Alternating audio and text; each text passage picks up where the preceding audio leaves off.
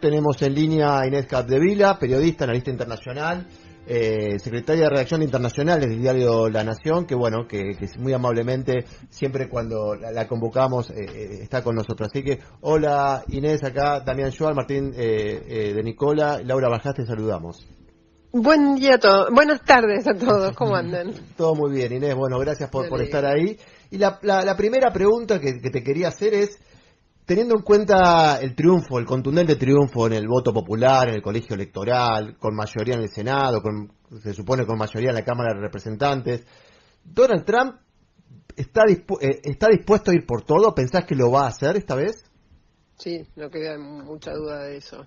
Él mismo lo viene diciendo, le dice desde hace 2 años cuando presentó su candidatura para volver a la Casa Blanca.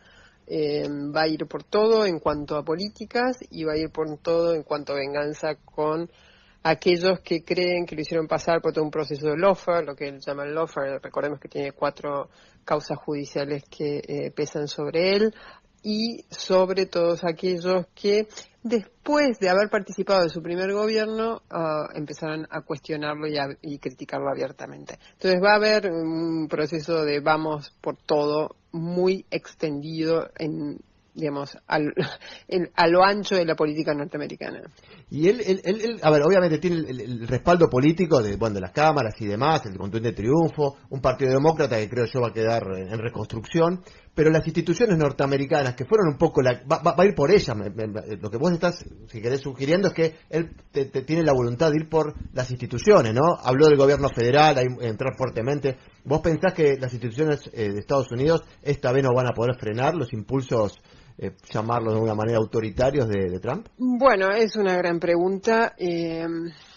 Hay varias razones que me llevan a pensar que tal vez no tenga tanto éxito como él puede pretender tenerlo en cuanto a su avance sobre las instituciones. Él quiere, como vos decías, digamos, dar de baja buena parte de la burocracia federal norteamericana. Luego había también incluso por ejemplo, entre otras cosas, una propuesta en el sector más radical de su entorno, también de descartar, de dar de baja la Secretaría, el Departamento de Educación, por ejemplo. Es verdaderamente profundo. Ahora, tiene 2 años para hacerlo, porque probablemente en las próximas, siempre, digamos, los ciclos electorales son una acción y reacción en Estados Unidos. Probablemente en 2 años alguna de las cámaras vuelva a manos demócratas. Seguramente la Cámara de Representantes todavía no va a quedar en manos republicanas, pero todavía no se ha terminado de contar los votos para eso. Entonces, tiene 2 años para hacerlo. Lo que pasa es que en 2 años, de acuerdo con lo que él se puso en mente, es mucho lo que tiene para hacer. Entonces hay que ver si le da a su gobierno para poner en marcha uno tras otra todas estas, digamos, estas medidas con las cual pretende adelgazar el gobierno federal, ir tras sus enemigos, jurarle venganza a los que fueron aliados y hoy están en la vereda de enfrente. Digamos, es mucho lo que tiene para hacer y no tiene tanto tiempo. Son 4 años de mandato, es probable que digamos, está grande. Claro. Hay un proceso similar al de Biden, que lo vimos este año también. Entonces, hay que ver cuáles son el potencial físico de él y el potencial de, digamos, aliento de su gobierno para llevar a cabo en los 2 primeros años todo lo que tiene para hacer. Inés, recién estamos hablando de algo parecido le pasa al vice de él, a Vance, de lo que le pasó en su momento a Kamala. ¿Te acordás que cuando ganó Biden uno decía, bueno, por la edad de Biden seguramente Kamala se perfilaba como la sucesora? Obviamente después pasaron cosas y fue todo bastante complejo, pero vos lo ves a Vance también como una figura que claramente está puesta ahí, teniendo en cuenta que Trump no tiene reelección, una de ¿no? las grandes lecciones de esta elección es que no hay que hacer ningún tipo de pronóstico político, Sí. ni en Estados Unidos ni en ningún lado del mundo. Verdad. El 7 de enero de 2021, aún siendo todavía presidente, Donald Trump ya era un muerto político luego del ataque de sus seguidores al Congreso, al Capitolio. Sí. Miren el recorrido que tuvo, desde la muerte a la resurrección. Entonces yo hoy no daría ni por vivo ni por futuro presidente a nadie, ni tampoco descartaría a nadie. Creo que esto recién empieza un proceso político muy desconocido para Estados Unidos. Es la segunda vez en su historia que un expresidente vuelve al poder. Entonces creo que un presidente además con las características de Donald Trump, creo que es súper prematuro para estar estableciendo cómo va a ser el post-trumpismo. Pero vos pensás también que la ideología, la idea trumpista, lo que él implantó, eso sí tiene o sea, ya está consolidado en Estados Unidos, más allá de Trump, o no, o eso también está en discusión. Mira, una cosa es lo que sucedió este año, digamos, en las elecciones, y otra cosa es lo que sucedió, digamos, el ala radicalizada del Partido Republicano que se identifica con él. Él es un poco el dueño del Partido Republicano hoy. Hay que ver si la base electoral que le permitió llegar de nuevo a la presidencia digamos, en este último mes y finalizando el martes pasado, se sostiene. ¿Por qué? Si vos mirás los números del triunfo de Trump, no ganó muchos votos. Sí fue catastrófica la pérdida de votos, por la hemorragia de votos demócratas, pero Trump no sumó muchos votos. Es decir, que o mantuvo básicamente lo que logró en 2020, o perdió parte de esos votos y ganó nuevos, que es probablemente lo que ya sucedió. Todavía es muy difícil todavía no terminaron de contar los votos, todavía no sabemos cómo se votó bien en cada distrito, entonces es muy difícil hacer una autopsia, un post-mortem de lo que sucedió. Pero te diría que la base electoral de Trump no sé si es tan sólida, esta base que lo llevó al poder. Por lo tanto, sí hay una parte del Partido Republicano que ha cambiado para siempre al resto del partido. Eso sí. Ahora, ha cambiado para siempre ha cambiado para siempre los límites o ha extendido los límites del Partido Republicano. Eso no lo tengo tan claro. Inés Martín de Nicola, ¿cómo estás? ¿Cómo estás, Martín? Me agarro un poco de esto último que decías, de la catastrófica performance de los demócratas. ¿Qué explicación le encontrás? Porque, bueno, viendo los números duros, digo, capaz que no era tan catastrófica la gestión, el cierre de gestión, depende de quién lo mire, pero evidentemente para la gente fue catastrófica, porque el triunfo de Trump fue abrumador. ¿Qué lectura haces vos de la performance demócrata? Mire, son tantas las capas de explicación que se intersectan para tratar de redondear una explicación general que me voy a quedar corta en este tiempo. Primero, obviamente que hay un problema económico que los demócratas han ignorado, sobre todo en este último año, cuando la economía, sobre todo la economía del bolsillo norteamericano, empezaba a sostenerse. ¿Y cuál es ese problema? No es el problema de la inflación. Bueno, o sí es el problema de la inflación, pero hay un problema detrás de eso. Es la desigualdad de la inflación, que creo que ahí es donde han fallado. ¿Por qué? La inflación cayó, está en 2,8, llegó a un 8, entre 8 y 9% hace 2 años. Ahora, los salarios también se recuperaron, pero no se recuperaron de forma ecuánime. Es decir, que hay bolsones de la clase trabajadora o de las clases menos favorecidas norteamericanas que no han logrado recuperarse como sí se han recuperado otros sectores de la economía norteamericana, se han recuperado y han mejorado su estatus de respecto a lo que era. Entonces, ahí tenés un enorme problema que los demócratas han ignorado, se abrazaron a estos números verdaderamente, brillantes, tanto que los encandilaron de la economía, el crecimiento, el empleo. Entonces, la desigualdad en los salarios es una. Otra cosa que yo creo que puede haber sucedido también es las tasas altas. Recordemos que recién este año la Fed empezó a bajar las tasas. Y las tasas altas son verdaderamente un ataque directo al sueño americano. ¿Por qué? Porque alejan la posibilidad de acercarse a tu propia casa y a tu propio auto, y a renovar tu auto, que son dos pilares, dos baluartes de la construcción del sueño americano para las clases más desfavorecidas. Entonces yo creo que ahí hay otro. Esa es, digamos, la explicación económica. Hay otras explicaciones que, digamos, ya pasaron 6 días, bueno, vamos a encontrar 6 millones de explicaciones diferentes, depende del del lugar del arco político donde se encuentre, de la especialidad que tenga quien la explica. Otra explicación es, por ahí también en el último tramo de la campaña de Cámara se aferraron mucho a que Trump fuera el objetivo de la campaña, es decir, destruir a Trump, asociarlo con un fascista, asociarlo con un delincuente, más que en la propuesta de medidas para paliar todo esto que yo describí antes. Una campaña de miedo. Exactamente. Sí, ahora, yo creo, chicos, que hay mucho también de misoginia y racismo en el voto de los norteamericanos. Las dos mujeres que fueron candidatas, las dos perdieron contra Trump. Trump tiene una capacidad enorme de alimentar las grietas, digamos, el trampolín de campaña de Trump siempre en 2016 y 2020 ha sido la exaltación de la división, la exaltación de la diferencia, la subestimación del otro y la exaltación del seguidor. Entonces ahí tenés él nunca ocultó sus rasgos de misoginia contra Kamala. Yo creo que eso permeó mucho en un determinado votante de Trump, que puede haber sido los votantes hombres. Recordemos que los votantes hombres se inclinaron mayoritariamente por él, sobre todo los de las minorías, negros y latinos, que son bastante conservadores, los más jóvenes. Entonces ahí tenés otra razón. Hay un montón de razones. Claro. Yo creo que podemos empezar a tratar de encontrar, digamos, definir el porqué. Los demócratas van a pasarse los próximos 2 años tirándose las culpas, tratando de encontrar. Lo que sí está claro, y yo sí eso resalto, que hay ciertas voces de los márgenes del establishment demócrata que dicen, nosotros tenemos que encontrar un Trump, pero demócrata. Claro. Y resaltan una cuestión que acá es una mala palabra, pero que allá ellos empiezan a decir, bueno, ojo, por ahí no es tan malo. Quieren un populista como Trump. Pero, perdón Inés, buenas tardes, Laura Balcás. Buenas tardes. ¿Cómo estás? Inés, ¿hay expectativa? ¿Cuál es esa expectativa de estos votantes? Porque más allá de... ¿Cuáles votantes? De los votantes de Trump, porque digo...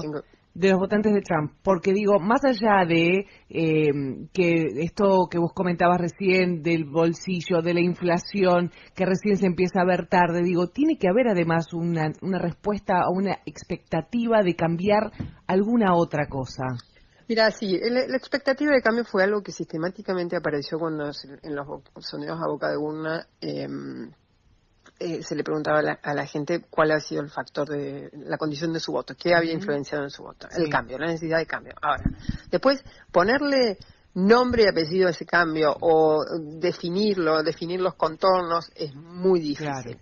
Claramente la cuestión económica es un tema. Y hay el otro día leía, me parece que era en el New York Times, que probablemente es el único medio que queda en pie en esta segunda presidencia de Trump, alguien que decía, hay una especie de nostalgia a la vida prepandemia.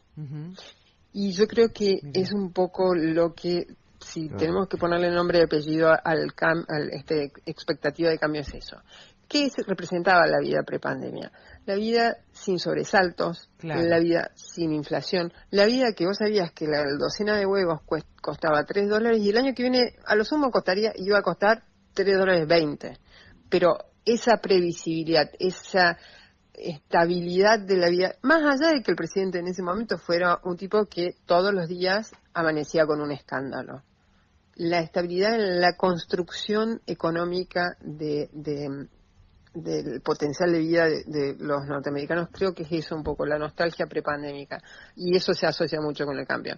Ahora, hay una cuestión, dos cuestiones. Trump tiene mucha suerte porque va a disfrutar del legado económico de Biden, que es buenísimo.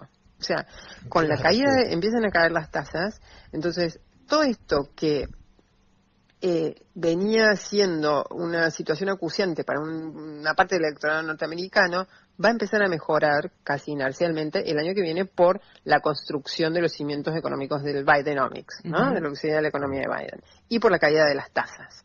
Ahora, Trump va a hacer eso. Ahora, pero tiene muchas posibilidades de empeorar todo si él aplica realmente todo lo que se le pasó por la cabeza aplicar como política económica, fundamentalmente los aranceles. Entonces ahí hay que ver si él es capaz de ser ese cambio, es capaz de devolver a los norteamericanos a la estabilidad prepandémica. Inés, te quería llevar ahora un poquito al impacto que vos pensás va a tener el triunfo rotundo de Trump en lo que se puede llamar la familia, no sé, de extrema derecha, o de lo que Torcatrián llamó la internacional reaccionaria, no sé cómo la llamarías vos, sobre los liderazgos que ya están en el poder, sobre todo en Europa y en algunos lugares de Latinoamérica, y otros que están ahí en las puertas. ¿Cómo pensás que va a impactar esto? Creo que los valida, creo que potencia su mensaje y creo también que le da muchísima energía al bando contrario, a la centro, a la centroizquierda, a la izquierda global. ¿Los despierta, decís? ¿Cómo? ¿Los despierta a ellos también? Sí, creo que los despierta. Sí. Bueno, cuando salgan del shock, ¿no? Porque sí, claro. digamos que están todos bastante en shock como los propios demócratas, lo mismo sucede en el resto del mundo.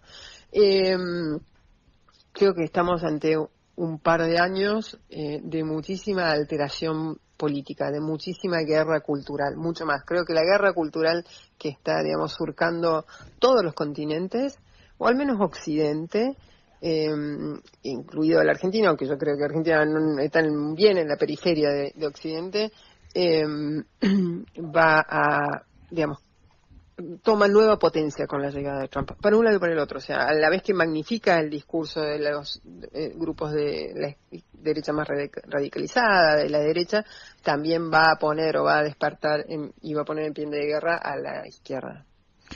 Inés, te llevo a las dos guerras y bueno, y a cómo Trump va a abordar esos temas. Imagino ya desde ahora, al menos él viene prometiendo que puede solucionarlas incluso antes de asumir.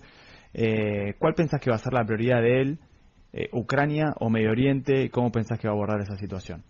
Bueno, él tiene que mostrar que es un presidente de paz, como él siempre se define, entonces tiene que acabar con las guerras. ¿Cómo las va a acabar? Es un arma de doble filo, porque si él es, digamos, condescendiente con Putin, digamos, para terminar la guerra de Ucrania, va a tener, el digamos, costo muy alto, va a ser claro. su primera mancha hacia dentro de Estados Unidos, porque incluso hay parte del Partido Republicano que está a favor de la política de Biden, o incluso le parece suave la política de Biden respecto de Putin. Claro.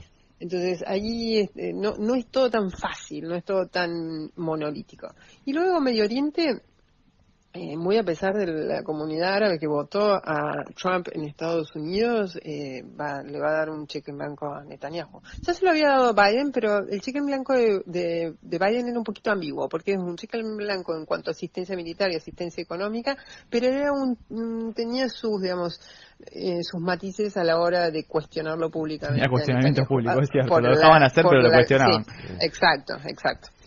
Inés, la última, ya te dejamos este domingo, es preguntarte un poco del impacto acá en la región, en América Latina. Uno piensa que, bueno, de Argentina sobre todo, nos pensamos que están todos mirándonos, pero bueno, obviamente hay una cierta intrascendencia, no solo con Argentina, me parece que con la región. ¿Pensás cuál pensás que va a ser la mirada de Trump, si va a haber alguna mirada hacia América Latina y si querés particularmente hacia Argentina y a Milei? Dejo la de Milei para el final. Respecto a la Argentina, no creo que Trump se aparte mucho de lo que ha sido, digamos, el patrón de relación de Estados Unidos con la región en lo que va del siglo, que está básicamente guiado por dos cosas. Primero, Estados Unidos se fija en la región cuando hay crisis en la región, y esas crisis repercuten en Estados Unidos. Por ejemplo, las crisis políticas y económicas que generan emigración de ciertos países hacia Estados Unidos. El tráfico de droga, los temas de seguridad. Y el segundo eje es la presencia de actores extrahemisféricos, es decir, China, Rusia e Irán. Yo creo que Trump no se va a apartar de ese patrón. Por lo tanto, vamos a ver un Trump muy metido con la región en cuanto a la emigración, y ahí probablemente veamos que su mirada... Creo que el orden de llamadas de lo que ha sido desde que ganó hasta ahora nos muestra un poco. Habló ya con Claudia Sheinbaum, por supuesto, primera prioridad, el único país que verdaderamente le interesa a Estados Unidos de la región. Y luego habló con Bukele, no porque Bukele sea un líder naciente de la derecha global, sino básicamente porque Salvador es una de las principales fuentes de emigración hacia Estados Unidos. Claro. Entonces, esas son las prioridades. Lo otro, Venezuela, hay que esperar a ver cómo... No es tan fácil. Su estrategia no funcionó en Venezuela, que era la estrategia de máxima presión, así la definió su gobierno. Sí, por lo tanto, que amenazó con una invasión también en algún momento, ¿no? Cuando era gobierno. Sí, no creo que eso suceda, porque una invasión, un presidente que se llama, primero porque es tremendamente nacionalista y otra cosa es aislacionista. Claro. Él cree que Estados Unidos no es ningún país que deba dedicar su presupuesto ni la vida de sus hombres a mejorar la vida de ningún otro país. Y lo otro sí creo que puede llegar, digamos, el vector central que va a denominar la relación de Estados Unidos de Trump con el mundo es China, obviamente. Sí puede haber una demanda de mayor alineamiento con Estados Unidos si se complica mucho la relación con China. Y ahí lo veo medio complicado también a nuestro presidente, que se alinea, digamos, 120% con Occidente o con Estados Unidos e Israel, pero por el otro lado necesita de China y ahora está abriéndole la puerta a China y va a viajar a China y está hablando con el gobierno de Xi Jinping. Ahí lo veo medio complicado cómo va a reaccionar. Por el otro lado, vamos a la pregunta de cómo lo beneficia a Milei. Y bueno, chicos, es domingo, todavía no hablaron por teléfono. Yo no sé si esa mentada relación del presidente argentino con el próximo presidente norteamericano es tal como lo dicen. Me cuesta creer también que tenga un beneficio palpable, directo en términos económicos. Es así, estoy muy pronto, pero Inés, bueno, muchísimas gracias porque nos ayudaste, bueno, a nosotros y sobre todo a nuestros oyentes a entender mejor lo que pasó el martes en Estados Unidos y lo que puede pasar. Así que te mandamos un saludo muy grande y bueno, y seguramente en algún otro momento te volveremos a llamar. Gracias, Inés. Muchas gracias, chicos, que terminen muy bien el domingo. Gracias, igualmente. Bueno, era Inés Capdevila, periodista, analista internacional, secretaria de redacción de Internacionales del diario La Nación. Me parece un panorama... Sí, clarísimo, muy claro, Inés, siempre.